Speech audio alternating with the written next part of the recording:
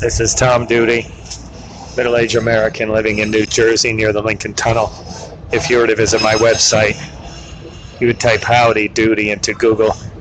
You'll find the correct spelling of the famous puppet. You then combine Tom Duty in a Google search from my site. At the moment, I currently have 3 Bank of America active business accounts, so I'm inspired to be especially careful and thoughtful about cybersecurity. There are 2 recent events that have inspired this post. But first of all, the problem. Everyone knows cybersecurity is a problem, and then when I will speak personally, when I hear the stories of people that got duped, it just seems so stupid. Like, it's impossible to imagine me falling for the same scam. In addition to that, there are often lists of how to be safe and not let your money go to criminals.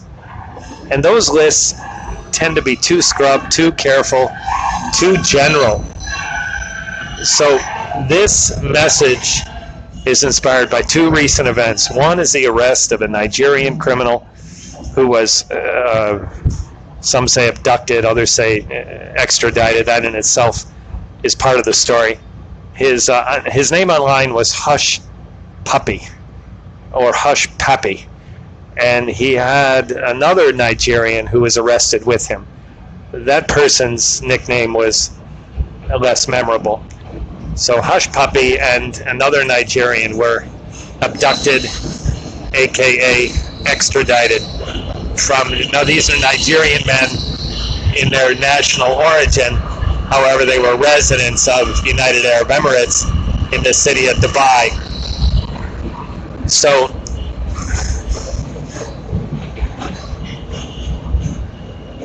the United States government was able to confiscate these men, and they are now in a federal prison in Chicago for alleged crimes against businesses in Chicago. So that's one event. And the other event is Twitter famously very recently had tweets that appeared in the Twitter accounts of Barack Obama, Jeff Bezos,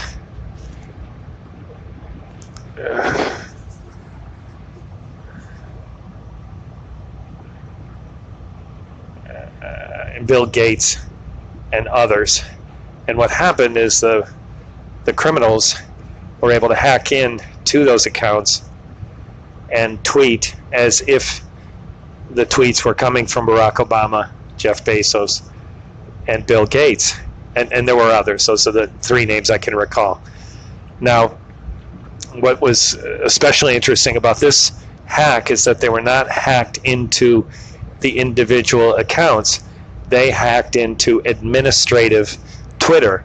So this credential that got misused was exclusively held by Twitter employees, and it became clear recently that that was garnished by the criminals through phishing. That's Phishing, phishing. So listeners, if you're not familiar with phishing, now if you are one of my Indian partners and you're not familiar with phishing, again, this is one of those things I just can't imagine people don't know phishing. But it's occurred to me recently that there are very good reasons people are not familiar with phishing. Because I went through my Rolodex of the reason that I am familiar with phishing. And it is mostly traceable to it is mostly traceable to malfunctioning spam filters. And the second thing is PayPal. PayPal generates more phishing emails than any service that I use. So in other words, I am flipping this to the other side and saying, well, there's very good reason people don't know about phishing. Maybe it's because they have functioning, I use Hotmail, maybe because their filtering is much higher functioning and they don't see these emails. And secondly, maybe the people that are less familiar with phishing don't use PayPal. If I didn't use PayPal, instead of 10 phishing emails, I would have 1 or 0 in a 2-month period. As it is, I get 10 per month. The second, so those are the two events. One is Twitter, and the recent hack of the Bill Gates, Jeff Bezos, and Bill Gates, Jeff Bezos, and Barack Obama accounts. In addition to that, the arrest of Hushpuppi. The mechanism of Twitter was old-fashioned phishing. Not complicated.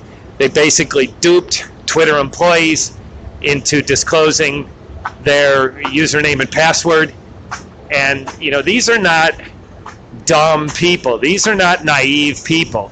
They are probably some of the people that are teaching users how not to fall for a simple phishing scheme. And yet they fell for one of these schemes themselves. It's still kind of hard for me to imagine that it happened, but my imagination is only limited. It did happen. So that's the one event, Twitter. Now the Hushpuppi thing is relevant in this manner. BEC is the acronym, and I believe it stands for Business Email Compromise. And business email compromise goes like this. A criminal, a cyber criminal, is able to compromise the email of a person's business email. Now that may not seem like any great feat, but in reality, that person is not just any person. That person is a person who pays the bills for a company. So companies that are more vulnerable to this are companies that are big enough to where an employee is paying the bills. I think this is much companies that are small enough where one of the entrepreneurs, the startup managers, the CEO is, all the same person, the operations manager, and that person also pays the bills. If that person has help paying the bills, that person is just a whisper away from being able to involve himself or herself and see that the company doesn't get duped. So the smaller companies with a very engaged, financially astute, aware of every transaction type entrepreneur, that person is going to be a lot safer than the company that's big enough that an employee is paying the bills. Oh, employee, pay the bills. That BEC is more likely to hit the bigger companies. And what happens is that these people like Hushpuppi on a massive scale, this man garnished in a massive amount of money, so much that he had jets and luxury cars and was living this bling bling life in United Arab Emirates. And that person also got flashy online, which is commonly believed to be the reason that the U.S. authorities got onto Hushpuppi. So back to the lessons of Hushpuppi and Twitter. Listeners, if you don't know what phishing is, let me know. Or ask someone about it. Read more about it. If you haven't seen a phishing email in your own inbox, it's probably because you have high-functioning filters, probably higher functioning than my own. Just read a little bit about phishing, and then tap into your own spam folder and go looking for some phishing emails. For me, they're very common. So that's one lesson, phishing. The second one is BEC, Business Email Compromise. In addition to being a current event, it is also a recent moment where I saw my first BEC email in my own inbox. The dawn of this Hushpuppi arrest is what brought my attention to BEC, and I was able to identify one in my inbox. So did I miss ones that came prior to this? Probably. Was it the event of Hushpuppi and the realization of what BEC is? combined with a little extra care looking at my inbox that allowed me to find this? Probably. But nonetheless, I saw my first one very recently. And it very simply, I know I'm speaking from personal experience, what I found in my inbox, it was clearly traceable to BEC. That email was crafted with the intent of getting it forwarded to the person who pays the bills. And as soon as a criminal hooks up with a person who pays the bills, then through any common or uncommon clever dialogue, or that person attempts to hack into the inbox of the person who pays the bills, and that ends up being access to the inbox. I'm going to say in a minute what happens next. If it's effective, I can say in a minute what happens next. So once the criminal gets access to the inbox of the person paying the bills, he or she, I think almost all these criminals are he's, but benefit of the doubt, there might be some very active female cyber criminals out there. That person starts studying the inbox of the person who pays the bills and begins to understand who they come from, the invoices that come into the company inbox that pay for the person who pays the bills. The criminal begins to study those emails and begins to realize when the ones arrive that are an invoice, click here to pay, and that criminal cleverly will filter that email out of the inbox and replace it with a criminal intent email that basically asks the person who pays the bills to do the same thing. Click here to pay. Only that click is going to take the person who pays the bills in the wrong direction, and that person will end up sending the money into the hands of a criminal. Now that becomes very complicated. I've learned a little bit about what they do, but that topic is about how they dupe the people, what happens when you click, how you could be so foolish when you pay a bill for like American Sanitation, and that's for the trash disposal of a publishing company, for example. Maybe that's $1,500 a month. That bill suddenly becomes to a different account, and that's not American Disposal anymore. It's someone else. Now, how the criminals are able to fool the person that pays the bill is, I think, beyond this recording here. But I'm going to attempt to summarize again. This audio message is specifically inspired for the people that I'm in business with in India.